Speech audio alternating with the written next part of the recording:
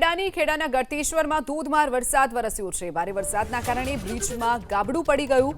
રસુલપુરાના મહી કેનાલના bridge પર ગાબડું પડ્યું છે।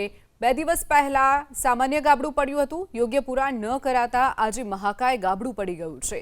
લોકો જીવના જોખમે રસ્તો પાર કરવા માટે મજબૂર બન્યા છે।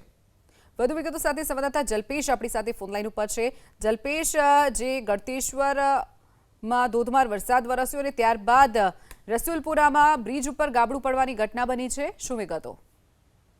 જો આજે વહેલી સવારે જે વરસાદ પડ્યો અને જે 2 દિવસથી વરસાદ પડી રહ્યો છે, આ જે ગાબડું છે બ્રિજ ઉપરનું, તે ગાબડું સામાન્ય હતું। આજુબાજુના રહીશો દ્વારા તંત્રને પણ જાણ કરવામાં આવી હતી, પરંતુ તંત્ર ક્યાંક ને ક્યાંક સફાળું ના જાગ્યું, માટે આ ગાબડું હવે ભૂવાનું સ્વરૂપ લીધું છે। મહત્વની બાબત છે કે આવતા જતા લોકોને ત્યાં આગળથી તકલીફ પડી રહી છે। ગળતેશ્વરના રસુલપુર મહી કેનાલના બ્રિજ ઉપર આ ગાબડું પડ્યું છે। હવે તંત્ર દોડશે, કારણ કે જે નાનું સામાન્ય હતું ત્યારે રહીશો દ્વારા જાણ કરવામાં આવી હતી, પરંતુ તેમને તાકીદ ના લીધી ને માટે અત્યારે તેનું મોટું સ્વરૂપ થયું અને અત્યારે રસ્તો બંધ કરવાની જે રીતના અત્યારે જરૂર પડી છે।